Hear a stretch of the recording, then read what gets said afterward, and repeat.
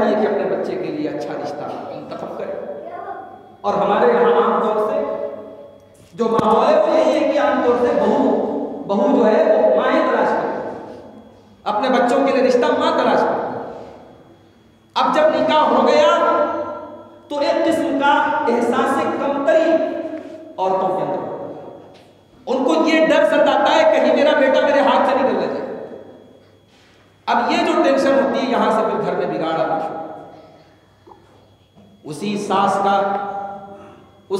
का ये मुतालबा होता है कि मेरी बहू मुझे मां का दर्जा दे, मेरी मां की तरह मेरी खिदमत करे, मां की तरह मुझे इज्जत दे, मगर वो अपनी बहू को कभी बेटी का दर्जा देने के लिए तैयार नहीं होती। ताली एक हाथ से तो नहीं बचती। अगर सास की ये ख्वाहिश है और सास की ये आरज़ू है कि मेरी बहू मुझे बेटी का दर्जा दे, तो उसको भी चाहिए कि वो अपनी बहू को अपनी बेटी की नजर से देखे। पैमाने अलग अलग होते हैं। जो चीज अपनी बेटी और दामाद के लिए जायज होती है वो सास और बहू और बेटे के लिए नाजायज क्यों हो जाती है?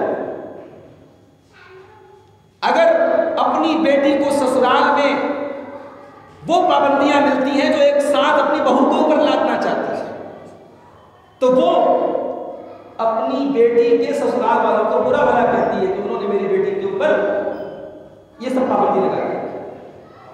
और अगर माशाअल्लाह अगर बेटी के ससुराल में वो पाबंदियां ना हो तो बड़े फख्र से कहती है कि मेरी बेटी का ससुराल तो बड़ा अच्छा है, उसके यहाँ कोई पाबंदी नहीं है। लेकिन वही सारी पाबंदियां वो अपनी बहू पर ला देती है। और उसके बाद तानो तशरीह देना, अपनी बहू को ताने देना।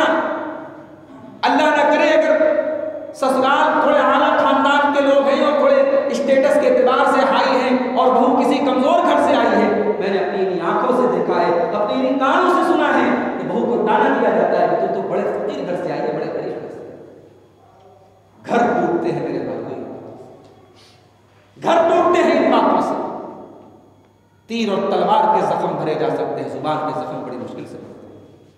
अरबी का शायर कहता है जराहातुस्सिनान लहल तिआम वला यल्ताम मा जरहल लिसान।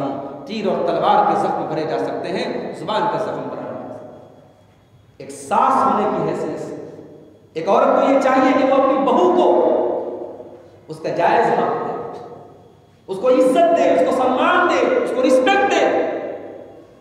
वो बेचारी अपने घर अपने परिवार को छोड़ करके तुम्हारे घर में आई है, इसलिए नहीं आएगी तो उसके ऊपर जुल्म सितम, उसे अपनी बेटी से बढ़ के चाहो, क्योंकि वो सब कुछ छोड़ के आपके पास इस उम्मीद में आई है कि आपके घर में उसे प्यार मिलेगा, उसे मोहब्बत मिलेगी। कितने घरों में हमने हालात देखे कि सेहतमंद बहू आती है ससुराल में और उसको इतनी अजियतें दी जाती है, इतनी टेंशन दी जाती है कि वो बेचारी भूल जाती है, उसका वजन कम हो जाता है, उसकी सेहत खराब हो जाती है। ये नहीं होना चाहिए। ठीक है, हमारे यहाँ एक ज्वाइंट फैमिली सिस्टम है, हमारे निजाम का हिस्सा बना हुआ है। इस्लाम का ये कोई आइडियल निजाम नहीं है। इस्लाम के अंदर कोई ज्वाइंट फैमिली सिस्टम नहीं है। हमारे यहाँ दो सिस्टम है, एक ज्वाइंट फैमिली सिस्टम, एक सेपरेट सिस्टम। ज्वाइंट फैमिली का मतलब सब मिलके रहे, सेपरेट का मतलब सब अलग अलग है। हमारे सेपरेट का मतलब ये होता है कि फिर बेटा अपनी माँ बाप से बात तक ना करे, वो होता है सेपरेट सिस्टम, कि माँ बाप से अलग रहता है। और साथ में रह रहा है तो फिर इतने साथ में रह रहे हैं कि न देवर भाभी में कोई पर्दा है और न फिर महरम और गैर महरम का कोई फर्क है, फिर बेपर्दगी और बेहयाई भी अपनी हदों को पार करता है। तो ये जो हमारा ज्वाइंट फैमिली सिस्टम है, ये हमने बनाया हुआ, इस्लाम का कोई निजाम नहीं है। मैं आपसे ये नहीं कहता कि आप इस सिस्टम को मुकम्मल तरीके से खत्म कर दीजिए, मगर इस सिस्टम की वजह से एक औरत पर जुल्म क्यों हो? एक सास को चाहिए वो अपनी बहू को उसका जायज है, और वो ये बात याद रखे कि अब मेरे बेटे की तवज्जो बढ़ चुकी है। कल तक मेरा बेटा सिर्फ मेरा बेटा था, आज वो किसी का शौहर भी है। अगर वो अपनी बीवी को टाइम दे रहा है, अगर वो अपनी बीवी के लिए के जायज शौक पूरे कर रहा है, तो एक मां को तकलीफ नहीं होनी चाहिए। हाँ, मां को तब तकलीफ होनी चाहिए जब बेटा मां पर मुकम्मल तवज्जो न दे, मां का हक अदा न करे, मां के हुकूक से गाफिल है, तब उसे हक है शिकायत। लेकिन अगर बेटा अपनी बीवी के लिए, शौहर अपनी बीवी के लिए अच्छा खाना ला रहा है, अच्छा कपड़ा ला रहा है, उसके जायज शौक पूरे कर रहा है, तो माँ को इस पर नाराज नहीं होना चाहिए, माँ को इस पर खुशी का इजहार करना चाहिए। बहुत सारे घरों में जहेज का ताना दिया जाता है, तो क्या लाई है अपने घर से, ये जुमला होता है सास से, तो क्या लाई है? अरे वो खुद चल करके आई है, सर से पैर तक अपने जिस्म रूह के साथ तेरे घर आई है, अब वो कुछ ना लाए तब भी आपको शिकायत कर रहे हैं। ये तो आपने सिस्टम बना के रखा है जहेज, कोई इस्लाम का सिस्टम तो नहीं। और अगर उस जहेज के मामले में कोई कमी आ जाए तो ताना मारना, ये तो इंतहाई बेगैरती की बात है, बेशर्मी की बात है। कितने घरों में ज़हनी तौर पर बीमार कर दिया जाता है, कह रहे ये तो जहेज, अगर दो बहू आई नहीं, एक बहू के घर से ज्यादा जहेज मिला, एक के घर से कम मिला, तो उन दोनों में आपस में इतना एहसास दिलाया जाता है गरीब फैमिली से आने वाली बहू को कि वो बेचारी ज़हनी मरीज बन जाती है। तो घरों के टूटने की ये बहुत बड़ी वजह है मेरे भाई। एक सास होने की हैसियत से एक औरत को अपनी जिम्मेदारी को निभाना चाहिए, एक बहू होने की हैसियत से। अब एक औरत बहू बनकर के आए, अब कोई उसकी सास है, कोई उसकी ननद है, कोई उसकी देवरानी है, कोई उसकी जेठानी है, ये रिश्ते होते हैं घर में। अब एक बहू होने की हैसियत से एक औरत की जिम्मेदारी ये है कि इस रिश्तों को संभाल करके चले, वो कोशिश करे कि मेरी जुबान से किसी को तकलीफ ना पहुंचे, मेरे अमल से किसी को तकलीफ ना पहुंचे। बात घरों में हमने ये भी देखा कि बहू कहती है कि मैं नहीं करूंगी सबका, मैं सास के कपड़े नहीं धोऊंगी, मैं सास की खिदमत नहीं करूंगी, सास की खिदमत मेरे ऊपर वाजिब नहीं। एक मौलाना साहब के पास एक साहब गए, कहने लगे मौलाना साहब मेरी बीवी कह रही है कि मैं अपनी सास की खिदमत नहीं करूंगा। कह रही है कि कुरान हदीस में कहां से साबित? अगर कुरान और हदीस से साबित है तो दिखा दो, और साबित नहीं है तो मैं अपनी सास की खिदमत नहीं करूंगा। मौलाना साहब बहुत होशियार थे, उन्होंने कहा कि आप अपनी बीवी से ये पूछिए कि हर महीने 10,000 की शॉपिंग करवाना बीवी को ये कौन से कुरान की आयत है? महंगे महंगे कपड़े दिलाना, ज्वेलरी दिलाना, मेकअप के सामान दिलाना, ये कौन सी हदीस में लिखा है? होटलों में और ढाबों में जाके बीवी को खाना खिलाना, ये कहां लिखा है साहब? ये तमाम चीजें लिखी नहीं है, मगर एक शौहर अपनी बीवी को खुश रखे उसके तकाज़ों में ये बात शामिल है।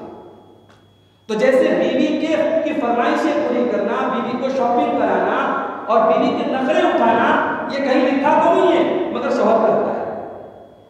उसी तरीके से सास की खिदमत करना, सास के हुकूक का ख्याल करना, ये कहीं लिखा तो नहीं है, मगर ये तो लिखा है ना कि अपने शौहर को खुश रखे, और शौहर को खुश रखने में शौहर की मां की खिदमत भी शामिल है। तो ये मिजाज होना चाहिए। अगर एक बहू ये चाहती है कि उसकी सास जो है उसके साथ बेटियों के जैसा बर्ताव करे, तो वो भी तो बेटी बन के रहे ना, वो भी तो अपनी सास को मां का दर्जा दे, वो नहीं देती। यहां तो हालात ये होती है कि अगर सास ने 2-4 जुमले सुना दिए तो बहू जब अपने मायके जाती है ना तो पूरा स्टोर करके रखते रहते, पूरा स्टोर करके। और आज तो मोबाइल का दौर है, औरतों की आप कॉल हिस्ट्री चेक कर ले, शौहर से बात होती है 5 मिनट, शौहर से बात होती है 5 मिनट, और अपनी मां से बात होती है 1 घंटा। बात शुरू होती है तो बात सो जाए, इतनी लंबी बात होती है, पूरी वो कथनी करनी पूरी सुनाती है। गलत है ये। अगर बहू को ससुराल में कुछ तकलीफों का भी सामना करना पड़ा तो उनको वो फेस करे, उनको हैंडल करे। ससुराल की शिकायतें मायके में जाकर के उनको पहुंचाना ये नामुनासिब बात है। अल्लाह के नबी की किसी बेटी ने और अल्लाह के नबी के दौर में किसी भी सहाबिया का वाक़या नहीं मिलता कि उन्होंने मायके जाकर के अपनी शिकायतें पहुंचाई। तो एक बहू को ये चीज समझनी चाहिए कि अब मैं इस घर में आई हूं, मेरा मायका वो मेरा घर था और ये मेरा घर है, इस घर की मलका हूं मैं। इस घर को चलाना, इस घर को बांध के रखना, इस घर को संभालना ये मेरी जिम्मेदारी है। मैं कुछ दर्द सह लूंगी, कुछ बातें सह लूंगी, कुछ चीजें छुपा लूंगी, कुछ बंद कमरे में अपने शौहर को सुना दूंगी, मगर इस घर के रिश्तों को के ताने बाने को मैं टूटने नहीं दूंगी। ये एक बहू को सुना। तो एक बहू होने की हैसियत से भी औरत चाहे तो घर को बना सकती है, औरत चाहे तो घर को बिगाड़ सकती है। अब आइए औरत की तीसरी हैसियत, बीवी की हैसियत से। अब सास ने कुछ सुना दिया, अब बेचारा शौहर रात में आया, जॉब से आया, काम करके आया, थका हारा आया है, और इसने ढंग से खाना भी नहीं पूछा, शौहर से ये भी नहीं पूछा वो किस हाल में है, कैसी तबीयत है। इसने सुनाना शुरू कर दिया कि आज तो आपकी अम्मी ने ये कह दिया, आपकी बहनों ने ये कह दिया, और मेरी जेठानी ने ये कह दिया, और फला ने ये कह दिया। अब शौहर बेचारा वो माइग्रेन का मरीज हो जाए, सर दर्द का मरीज हो जाए, वो बेचारा टेंशन का मरीज हो जाए कि ये मैं कहाँ आके फंस गया। एक बीवी का काम अपने शौहर को टेंशन देना नहीं, अपने शौहर की टेंशन को दूर करना होता है मेरी माँ। इसीलिए अल्लाह के प्यारे नबी से जब सवाल किया गया अय्युन निसाई खैर, अल्लाह के प्यारे नबी कौन सी औरत सबसे अच्छी होती है, आपने फरमाया अल्लती तसुरुहु इज़ा नज़र, जब शौहर देखे तो खुश हो जाए। एक बीवी ऐसी हो कि शौहर देखे तो खुश हो जाए। हमारे यहाँ शादियों में जाती है तो बड़ा सज संवर के जाती है, बड़ा मेकअप करती है। किसी फंक्शन में जाना हो, कहीं घूमने फिरने जाना हो तो सजती है, संवरती है।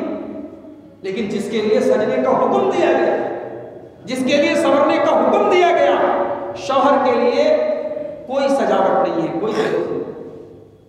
वल्लाह ये शौहर की हमतल्फी है मेरी माँ, वल्लाह ये शौहर के ऊपर जुल्म है।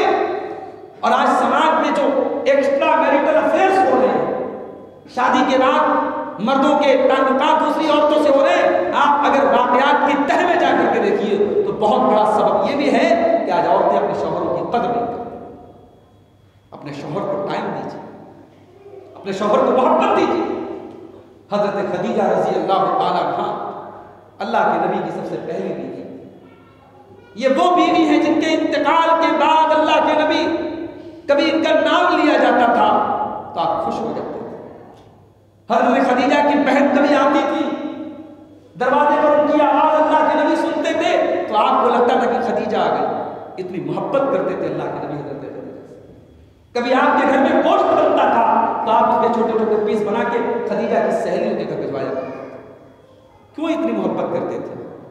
बीवी तो और भी थी आपके पास, इसलिए ये मोहब्बत करते थे कि जब अल्लाह के प्यारे नबी, अल्लाह ताला ने आपको रसूल रिसालत की जिम्मेदारी अता फरमाई और गारे हिरा में कुरान करीम की जब पहली 5 आयतें आपके ऊपर नाज़िल हुई और आपको अल्लाह ने आखिरी रसूल बनाने का मनसब आपके कंधों पर रखा, अल्लाह के प्यारे नबी घबराए घबराए घर आए। और गर्मी का मौसम था लेकिन अल्लाह के प्यारे नबी कांप रहे थे। आपने आकर देखा खदीजा सम्मिलूनी, कोई कंबल लाओ, कोई चादर लाओ, कोई ब्लैंकेट लाओ, मुझे सर्दी महसूस हो। उसके बाद आपने पूरी रुदात सुनाई और पूरी रुदात सुनाने के बाद आपने जो जुमला कहा था मेरे घर, आपने कहा था ऐ खदीजा लक़द खशीत वाला नफ्स, मुझे अपनी जान का डर है। ये जिम्मेदारी इतनी भारी है, इतनी अहम जिम्मेदारी है, इतनी खतरनाक जिम्मेदारी है, मेरी जान चली जाएगी खदीजा, मुझे जान का डर है। एक बीवी का रोल क्या होता है मेरी माँ और हजरत खदीजा ने उस रोल को अदा किया। फरमाया कल्ला वल्लाहि मा नुज़िकल्लाहु अबदा इन्नका लतसिलुर रहीम व तुक्सिबुल मादूम व तुqrid दैफा व तुईना व तुईनु अला नवाइबिल हक़्क़ि। ऐ मेरे सरताज, अल्लाह की कसम, अल्लाह ताला कभी आपको रुसवा नहीं करेगा, जलील नहीं करेगा। आप तो गरीबों के मावा हैं, आप तो यतीमों के मल जाए, आप तो बेसहारों के सहारा हैं, आप तो लोगों के काम आते हैं। अगर अल्लाह ताला ने इस जिम्मेदारी को आपके ऊपर डाला है तो ये जिम्मेदारी अल्लाह जरूर पूरी करवाएगा। आप परेशान ना हो, आप टेंशन न लें। खदीजा के ये अल्फाज प्यारे नबी के सीने पर, प्यारे नबी के सीने को ठंडक पहुंचाते हैं। मेरे प्यारे साथ एक बीवी का ये रोल अदा होना चाहिए, एक बीवी को ये किरदार अदा करना चाहिए, शौहर को खुश रखे। मियाँ बीवी एक दूसरे के लिए सुकून का जरिया होते हैं। भाई सिर्फ जिस्म की हवस मिटाना हो तो हमारा रास्ते, शादी का ये बंधन, निकाह का ये बंधन सिर्फ हवस मिटाने के लिए नहीं होता है। बीवी को शौहर से सुकून मिलता है, शौहर को बीवी से सुकून मिलता है। ये बड़ा मुकद्दस रिश्ता है, बड़ा पाकीज़ा रिश्ता है। इसीलिए अल्लाह ने कुरान में मियां बीवी को एक दूसरे के लिए लिबास बनाया। हुन्ना लिबासुल लकुम व अंतुम लिबासुल लहुन्ना, औरतें मर्दों के लिए लिबास है, मर्द औरतों के लिए लिबास है। कभी आपने गौर किया कि लिबास क्यों कहा हुआ? भाई लिबास में 3 चीजें बड़ी अहम होती हैं। लिबास जो होता है वो हमें नंगा होने से बचाता है। भाई लिबास ना हो, नंगे हो जाए, बेइज्जत हो जाए। हमारी इज्जत ढांकता है लिबास। क्या मतलब? मर्द औरत के लिए लिबास है, औरत मर्द के लिए लिबास है। ऐसा नहीं हो सकता कि बीवी शौहर की आबरू को उछाले, और ऐसा भी नहीं हो सकता कि शौहर बीवी की आबरू को उछाले। ये दोनों के लिए लिबास हैं। ये दोनों एक दूसरे के लिए लिबास हैं। एक दूसरे के ऐब पर पर्दा डालते हैं, एक दूसरे की इज्जत पर पर्दा डालते हैं। और लिबास जीनत की, कोई शेरवानी पहनता है, कोई कुर्ता पहनता है, कोई पैंट शर्ट पहनता है, पहनता नहीं पहनता, हर आदमी ऐसा लिबास पहनता है जिसमें वो अच्छा लगे, वो खूबसूरत लगे। तो लिबास हमारी खूबसूरती है, हमारी जीनत है। अल्लाह ने फरमाया कि मर्द औरत के लिए लिबास है।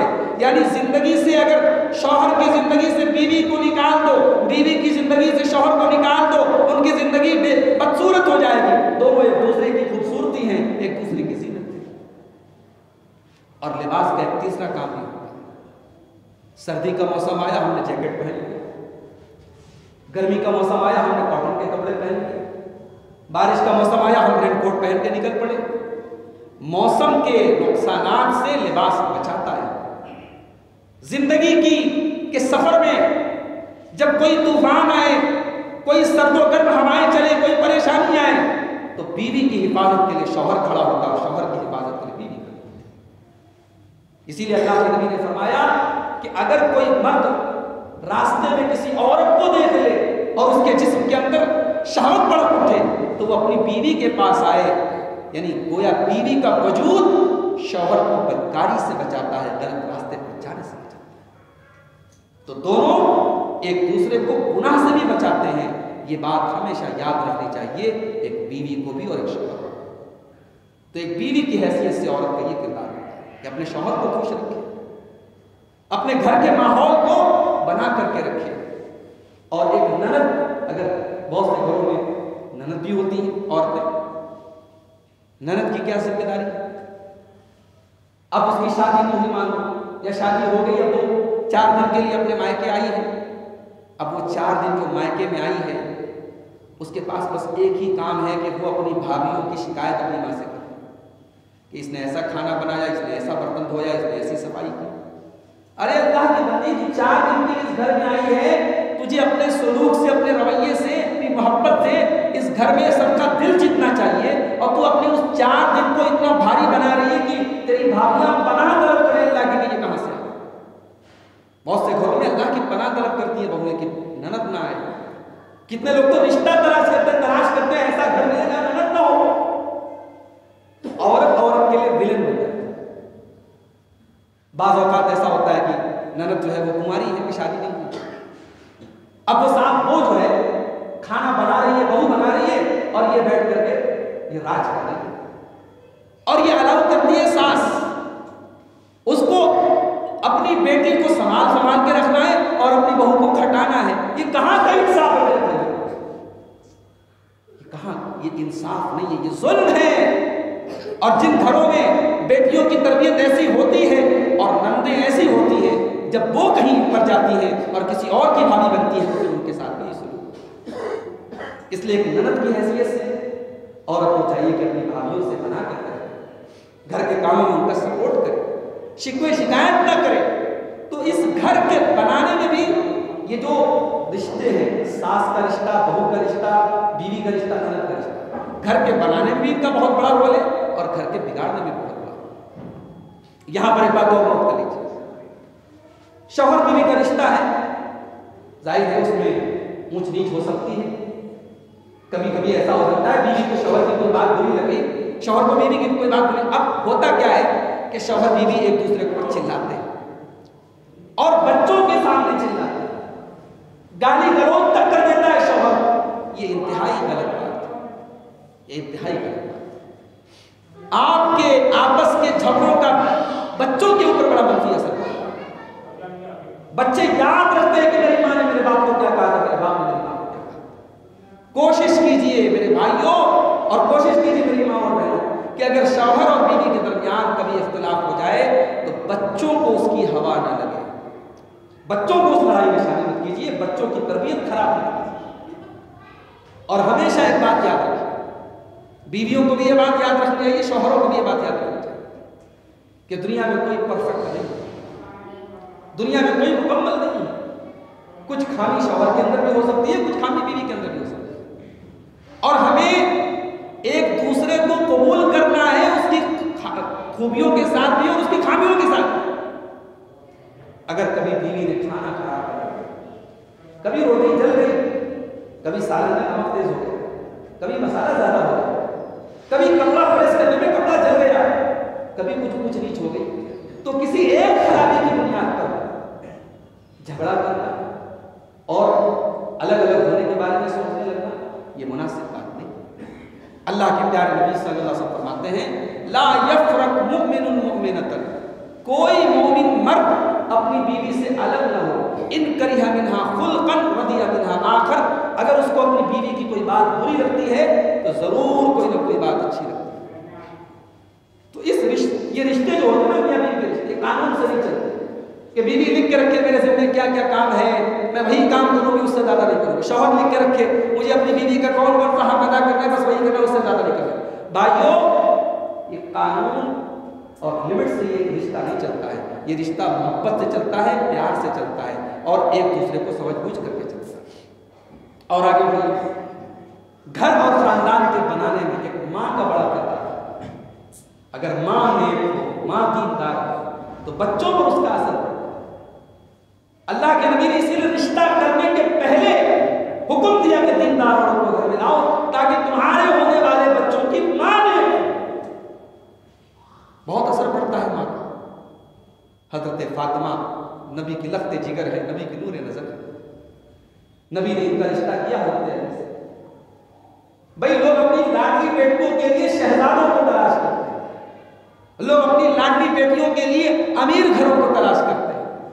नबी ने अपनी सबसे लाडली बेटी के लिए ऐसा रिश्ता तजवीज़ किया कि हजरत अली के पास शादी के मौके पर कुछ नहीं था, गरीब थे, गरीब, लेकिन अखलाक की दौलत थी, किरदार की दौलत थी। हजरत अली रजी अल्लाह तआला अन्हु अल्लाह के नबी के दामाद बनते हैं। नबी की लाडली बेटी ससुराल पहुंचती है और अपने हाथों से चक्की चला करके आटा पीसती और घर के सारे काम करती। और यहां तक कि हजरत फातिमा के नाजुक हाथों पर गड्ढे पड़ जाते हैं अपने ससुराल में काम करने की वजह से। और एक मर्तबा जब अपने बाप के पास आती हैं कि कुछ गुलाम, कुछ लौंडी मिल जाए, मुझे कुछ सहारा और सपोर्ट मिल जाए, तो हिम्मत नहीं पड़ती अपने बाप से बात करने, वापस चली आती है। हजरत अली रजी अल्लाह तआला अन्हु जाकर के हजरत फातिमा का ये पैगाम सुनाते। तो अल्लाह के नबी अपनी बेटी के घर पहुंचते और कहते हैं, क्या मेरी बेटी फातिमा, मैं नहीं दे सकता तुमको गुलाम। मेरे मस्जिद नबवी में पढ़ने वाले मेरे तलबा, मेरे असहाब सुफ़ा, वो भूखे प्यासे रहे, उनके पास खाने को खाना ना हो, उनके पास 2 वक्त की रोटी ना हो, और मैं अपनी बेटी को गुलाम दूं और नौकर दूं, ये नहीं हो सकता। नबी ने अपनी बेटी को नौकर नहीं दिया। हाँ, आपने फरमाया कि मैं तुमको एक बेहतरीन वजीफा बताता हूँ, तुम रात में जब बिस्तर पे सोने जाओ तो 33 बार सुभान अल्लाह, 33 बार अल्हम्दुलिल्लाह और 34 बार अल्लाह अकबर पढ़ लिया करो, तुम्हें किस खाने की जरूरत नहीं। तो ये तरबियत की थी अल्लाह के नबी ने अपनी बेटी को। एक मरतबा हजरत फातिमा से मिलने के लिए गए, दरवाजे से वापस चले आए। हजरत फातिमा को पता चला कि मेरे बाप आए थे और आकर के चले गए। उन्होंने हजरत अली को भेजा, जाओ पूछो क्या बात है, हमारे बा नाराज क्यों है। तो अल्लाह के नबी ने फरमाया, सही बुखारी की रिवायत है, आपने फरमाया कि इन्नी रअयतु अला बाबिहा सित्रम मुबश्शर, ऐ अली, जब मैं आज अपनी बेटी से मिलने के लिए गया तो मैंने अपनी बेटी के दरवाजे पर एक डिजाइनदार पर्दा देखा जो दुनियादार घरों में होता है। मेरी बेटी कब से दुनियादार है? मैंने अपनी बेटी की ऐसी तरबियत तो नहीं की। माली वलिद दुनिया, जब मेरा दुनिया से कोई लेना देना नहीं है, जब मैंने दुनिया की इन तमाम चीजों से अपने आप को बचा के रखा, तो मेरी बेटी कब से दुनियादार? हजरत फातिमा ने पूछा, अब्बा जान क्या करूं इस पर्दे का? कहा जाओ मदीना के गरीबों में तकसीम। ये तरबियत की थी अल्लाह के नबी ने अपनी बेटी को। अपनी औलाद की तरबियत एक माँ करती है। भाई शौहर तो काम पे चला गया, शौहर तो नौकरी पे चला गया, जॉब पे चला गया, बच्चे 24 घंटे में 20 घंटे स्कूल और मदरसे को निकाल दिया जाए, 18 घंटे और 16 घंटे तो माँ के साथ रहते हैं। माँ उनका अखलाक और किरदार बनाती भी है और बिगाड़ती है। इसीलिए अल्लाह के प्यारे नबी फरमाते हैं, कुल्लु मौलूदिन यूलदु अलल फित्रा, हर बच्चा जब पैदा होता है तो इस्लाम के ऊपर पैदा होता है, फितरत के ऊपर पैदा होता है, तौहीद के ऊपर पैदा होता है। फ़अबवाहु युहव्विदानिही व युनस्सिरानिही व युमज्जिसानी, उसके माँ बाप उसको यहूदी बना देते हैं, उसके माँ बाप उसको ईसाई बना देते हैं, उसके माँ बाप उसको मजूसी बना देते हैं। बच्चे का दिमाग ब्लैक बोर्ड है, जो लिखेंगे वो लिखा जाएगा। तो बच्चों की तरबियत में माँ का बड़ा किरदार है। और जब माँ की बात आई है तो मैं उस माँ का नाम कहूँगा जिसे दुनिया हाजरा के नाम से याद करती है। अल्लाहु अकबर। मेरी माँ कभी मौका मिले तो हजरत हाजरा के हालात को पढ़ो और समझो। दूध पीता बच्चा, चंद खजूरें और थोड़ा सा पानी, और बेआब हो गया सरजमीन। आज तो मक्का में एक से एक बिल्डिंगें हैं, टावर है, न खाने की कमी है न पीने की कमी है। लेकिन हजारों साल पहले जब इब्राहिम अलैहिस्सलाम अपनी बीवी हाजरा को और अपने मासूम लख्ते जिगर को छोड़ के जा रहे थे, और कोई इंसान नहीं था, कोई जानवर नहीं था, कोई पानी का कतरा नहीं था, बेआब हो गया सरजमीन थी। छोड़ के जाने लगे तो हजरत हाजरा ने पूछा, अल्लाह तुम्हारा कभी हासिल, ऐ मेरे सरताज के ये अल्लाह का हुक्म है, अल्लाह का फरमान है? हजरत इब्राहिम ने कहा कि हाँ। कहा कि इज़न ला युज़य्यिनुल्लाह, अगर ये अल्लाह का फरमान है तो ठीक है, आप चले जाइए, अल्लाह हमें बर्बाद नहीं। अल्लाह। लोग कहते हैं कि औरत कमजोर होती है। अरे औरत ईमान वाली बन जाए तो पहाड़ों से मजबूत बन जाती है। हजरत हाजरा ने कहा चले जाइए, अल्लाह हमें बर्बाद नहीं करेगा। और जब हजरत इब्राहिम चले गए और इस्माइल की माँ अपने बच्चे के लिए पानी तलाश करने लगी, कभी सफा से मरवा, कभी मरवा से सफा दौड़ने लगी, तो अल्लाह को अपनी बंदी का ये दौड़ना इतना पसंद आया कि अल्लाह ने जिब्रील को भेजा, जाओ जिब्रील, मेरी इस बंदी के लिए पानी का इंतजाम था। और हजरत जिब्रील आए और अपने पर को जमीन पे मारा और ज़मज़म का चश्मा उगल पड़ा। और अल्लाह ने अपनी इस बंदी के सफा और मरवा के दरमियान दौड़ने को इतना पसंद करार दिया कि क़यामत तक के हाजियों और उम्रा करने वालों को हुक्म दिया, इन्ना सफा वल मरवा मिन शआइरिल्लाहि फमन हज्जल बैता अव इतमर फला जुनाह अलैहि अन यतवफ़ बिहिमा, ताकि जब हज करो या उम्रा करो तो तुम्हें सफा और मरवा के दरमियान चक्कर भी लगाना है। ये हाजरा की सुन्नत है, ये मेरी बंदी की सुन्नत है। और आगे बढ़े, इस्माइल के लिए पानी का इंतजाम हो गया, धीरे धीरे वहां आबादी भी हो गई। इस्माइल की परवरिश कौन कर रहा है? उनकी माँ कर रही है। बाप तो फलस्तीन में रहते थे, बाप तो बहुत दूर रहते थे। इस्माइल जवान हुए हैं माँ की तरबियत में, और जब जवान हो गए, बुढ़ापे में अपने माँ बाप का सहारा बनने के काबिल हो गए, तो अल्लाह ने एक और इम्तिहान में डाला हजरत इब्राहिम, ताकि इब्राहिम अब तुम्हारी जिंदगी का एक और इम्तिहान है, जाओ अपने बेटे को ज़बह करो। अल्लाह ने ख्वाब दिखाया, बेटे को ज़बह कर रहे। अब हजरत इब्राहिम आते हैं मक्का, फलस्तीन से चल करके मक्का आते हैं और आकर के अपने बेटे से कहते हैं, या बुनय्या इन्नी अरा फिल मनामी अन्नी अस्बहुका फंजुर माज़ा, ऐ मेरे बच्चे, मैंने ख्वाब देखा है कि मैं तुझे ज़बह कर रहा हूं, तू बता तेरी क्या राय है। हजरत इस्माईल अलैहिस्सलाम, जिनको हाजरा ने परवरिश की, जिनकी परवरिश हाजरा ने की है, उन्होंने जो जवाब दिया है मेरे प्यारे भाइयों, वो जवाब अल्लाह अकबर, क़ाल या अबति फ़अल मा तुअमर सतजिदुनी इंशाअल्लाहु मिनस साबिरीन।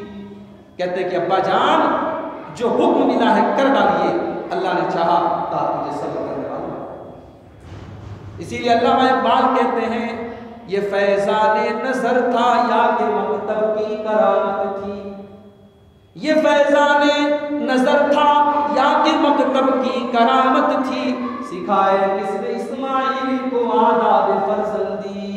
इस्माइल इतना नेक बेटा कैसे बना, इतना फर्मा बरदार बेटा कैसे बना, इतना अल्लाह के हुक्म के आगे झुकने वाला कैसे बना, क्योंकि उसकी तरबियत हाजरा के जैसी माँ ने की थी। माँ का बड़ा अहम रोल होता है।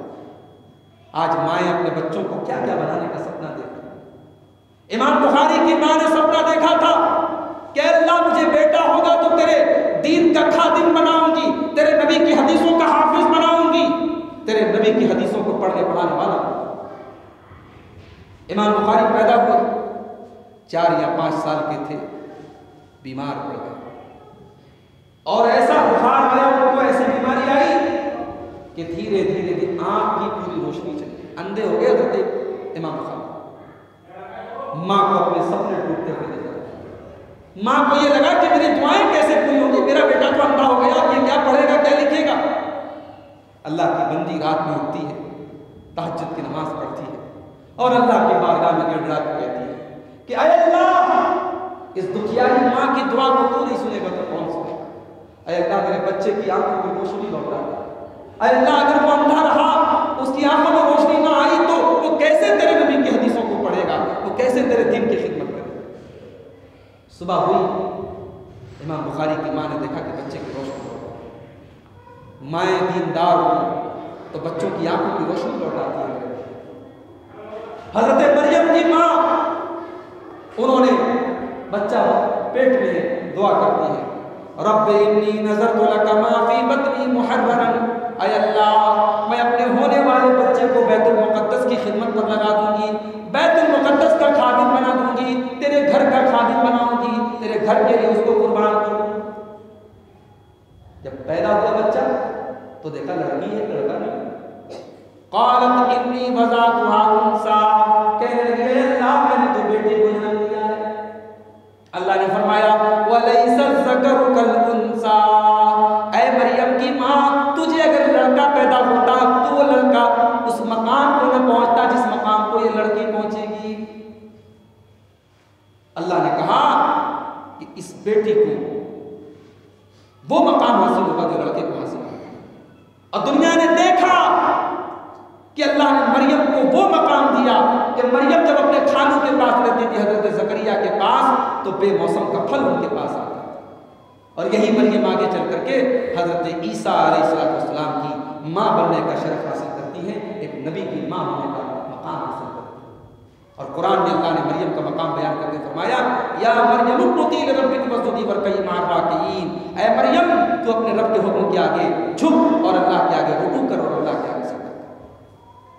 तो मेरी अजीज माँ और बहन, माँ का बड़ा अहम रोल होता है। एक औरत पूरे समाज की इस्लाह में अपना रोल अदा करती है। औरत का काम सिर्फ घर में खाना पकाना नहीं है, सिर्फ अपने घर के जरूरी काम नहीं करना है, समाज के अंदर पाए जाने वाले बिगाड़ को भी औरतें दूर करेंगी। इस्लाह माशरा भी औरत का बहुत बड़ा काम। इसीलिए अल्लाह ताला ने सूरह तौबा के अंदर फरमाया, वल मुमिनूना वल मुमिनातु बादुहुम औलियाउ बास, मोमिन मर्द और मोमिन औरतें एक दूसरे के मददगार होते हैं। यामुरूना बिल मारूफ व यनहौना अनिल मुनकर, मर्द भी नेकी का हुक्म देते हैं, औरतें भी नेकी का हुक्म देती हैं। मर्द भी बुराई से रोकते हैं, औरतें भी बुराई से रोकती हैं। व युकीमून अस्सलाता व यूतून अज़्ज़काता व युतीऊन अल्लाह व रसूलह, ये नमाज कायम करते हैं, ये ज़कात अदा करते हैं, ये अल्लाह और उसके रसूल की इताअत करते हैं। तो नेकी का हुक्म देना और बुराई से रोकना, ये काम भी औरत का काम है। आपके घर में, आपके पड़ोस में कोई शरीयत की खिलाफ वर्जी हो रही है, कोई शिरकिया काम हो रहा है, आप परवाह मत कीजिए कि इसको बुरा लगता है, आप मना कीजिए, आप टोकिए। एक माँ को चाहिए कि अपनी बच्चियों को गलत काम से, एक दादी को चाहिए अपने पोते पोतियों पर नजर रखे। आज हमारे बच्चे कहाँ कहाँ जा रहे हैं, किससे मिल रहे हैं, उनके क्या क्या हरकतें कर रहे हैं, ये एक माँ की जिम्मेदारी है और एक औरत की जिम्मेदारी है कि वो अपने घर में किसी बुराई को न कर। अब एक आखिरी बात बयान करके बात खत्म करता हूं। समाज और ख़ानदान की इस्लाह में औरत के मुख्तलिफ रोल आपने देखे। अब आइए कुरान करीम की 2-3 दुआएं देख लेते हैं अपने घर और परिवार को संभालने के लिए और घर को बनाने के लिए। तो दुआएं कुरान में बताई, जैसे एक दुआ है जो अल्लाह ताला ने कुरान के 19वें पारे में हमें सिखाई, रब्बना हब लना मिन अज़वाजिना व ज़ुर्रिय्यातिना कुर्रता अयुन। परवरदिगार तो हमारे बीवी बच्चों को, अगर बीवी अगर ये दुआ करती है तो इसका मतलब होता है ऐ अल्लाह हमारे शौहर को और हमारे बच्चों को हमारी आंखों की ठंडक बना दे, वजअलना लिलमुत्तकीना इमामा, और ऐ अल्लाह तो हमें मुत्तकियों का इमाम बना दे। ये बड़ी प्यारी दुआ है। इसमें हम अल्लाह से दुआ करते हैं कि अल्लाह हमें मुत्तकियों का इमाम बना दे, इतना तक़वा वाला बना दे कि हम मुत्तकियों के रहनुमा बन जाएं, मुत्तकियों के इमाम। तो एक दुआ तो हम सब ये किया करें अपने घर और परिवार की। एक और दुआ है जो कुरान के 26वें पारे में अल्लाह ने सूरह अहकाफ में उसको बयान किया, रब्बी औज़िनी अन अशकुरा निअमतक अल्लती अनअमत अला वालिदैया। ऐ अल्लाह तू मुझे तौफीक दे कि मैं तेरी नेमत का शुक्रिया अदा करूं जो नेमत तूने मुझे दी और मेरे वालिदैन को दी। व अन अअमल सालिहन तर्दा, और अल्लाह तू मुझे ऐसे अमल की तौफीक दे जिससे तू राजी हो जाए। व अस्लिह ली फी ज़ुर्रियती, और अल्लाह तू मेरी औलाद को सही कर दे, मेरी औलाद की इस्लाह कर दे। इन्नी तुब्तु इलैका व अना मिनल मुस्लिमीन, ऐ अल्लाह मैं तेरी बारगाह में रुजू करता हूं और मैं तेरा फरमाबरदार हूं, तेरा मुसलमान हूं। ये बड़ी जामिल दुआ है, इस दुआ को भी आप याद रखिए। ये कुरान के 26वें पारे में आपको मिल जाएगा सूरह अहकाफ। इसी तरीके से एक और दुआ है जो हज़रत इब्राहीम अलैहिस्सलाम ने की थी, रब्बी जअलनी मुक़ीमस्सलाति व मिन ज़ुर्रियती। ऐ अल्लाह तू मुझे भी नमाज को कायम करने वाला बना और मेरी औलाद को भी नमाज को कायम करने वाला बना। रब्बना व तक़ब्बल दुआ, ऐ अल्लाह तू मेरी दुआ को कबूल फरमा। इस दुआ को भी आप करें। और एक और दुआ है जो कुरान के 29वें पारे में, जो हज़रत नूह अलैहिस्सलाम ने अल्लाह के बारे में, रब्बना इग़फिर लना रब्बी इग़फिरली वलिमन दखल बैतिया रब्बी इग़फिरली वलिवालिदैया वलिमन दखल बैतिया मुमिनन वलिलमुस्लिमीन वलमुस्लिमात। ऐ अल्लाह तू मुझे भी बख्श दे, रब्बी इग़फिरली तू मुझे भी बख्श दे, वलिवालिदैया मेरे वालिदैन को भी बख्श दे, वलिमन दखल बैतिया मुमिनन वलिलमुमिनीन वलमुमिनात। और ऐ अल्लाह मेरे घर में जो भी ईमान वाला दाखिल हो, मेरे घर में आने वाला, तो उसको भी बख्श दे, और तमाम मोमिन मर्दों को बख्श दे और तमाम मोमिन औरतों को बख्श दे, वल मुस्लिमीन वल मुस्लिमात, और तमाम मुसलमान मर्दों को बख्श दे, तमाम मुसलमान औरतों को बख्श दे। तो ये दुआएं हैं जो नबियों की दुआएं हैं। इन दुआओं को पढ़ा करते हैं। और बाकी आप अपनी ज़ुबान में भी, अगर किसी को ये लगता है कि मेरी औलाद के अंदर कुछ कोताहियाँ हैं तो औलाद के दुआ करें। किसी को लगता है कि मेरी बीवी के अंदर कुछ कमी और कोताही है, बीवी की इस्लाह की कोशिश करें और बीवी के हक़ में दुआ करें। अगर बीवी को ये लगता है कि उसके शौहर में कुछ कमी है और शौहर के अंदर दीनदारी की कमी है और शौहर उसके साथ मोहब्बत और सुलूक को कुछ कमी करता है, तो शौहर के लिए अपनी ज़ुबान में अपने अंदाज में दुआ करें। इंशाअल्लाह दुआ के ज़रिए और हमारे अमल के ज़रिए अल्लाह ताला हमारे घरों की इस्लाह फरमाएगा। अल्लाह से दुआ है रब्बुल आलमीन हम सबको अपने घरों को बनाने और संवारने में हमारा जो भी किरदार है उसको निभाने में तौफ़ीक़ अता फरमाए। हमारी जो भी माएँ बहनें आज के इस प्रोग्राम में हाजिर हुई हैं या इस वीडियो को बाद में इंटरनेट के ज़रिए सुनेंगी, अल्लाह ताला उन सब के घरों में सुकून अता फरमाए। उनको एक अच्छी बीवी, एक अच्छी माँ, एक अच्छी बहन, एक अच्छी बेटी, एक अच्छी बहू का किरदार अदा करने की तौफ़ीक़ अता फरमाए। अल्लाह ताला हमारे घरों में जहाँ पर भी बिगाड़ है, फसाद है, दूरी है, अल्लाह उसको ख़त्म कर दे। अल्लाह घरों में सुकून का माहौल पैदा फरमाए। अल्लाह दिलों में एक दूसरे को उल्फत और मोहब्बत पैदा फरमाए। अल्लाह हमारे दिलों से आपस में जो कदूरत है, जो नफ़रत है, जो रंज है, अल्लाह उसको दूर फरमा दे। अल्लाह एक दूसरे की मोहब्बत हमारे दिलों में डाल दे। अल्लाह में से जो लोग बीमार हैं उनको शिफाए कामिल आजिल अता फरमाए। जो रोज़ी रोटी से परेशान हैं अल्लाह उनके कारोबार में बरकत नसीब फरमाए। जो किसी भी किस्म के ज़हनी और जिस्मानी तकलीफ़ में है, बीमारी में है, अल्लाह उनकी तकलीफ़ों को दूर फरमाए। अल्लाह हम सबको इस्लाम पर ज़िंदा रखे और ईमान पर हम सबका खात्मा हो। आमीन व आखिर दावाना अनिल हम्दुलिल्लाहि रब्बिल आलमीन। अस्सलामु अलैकुम।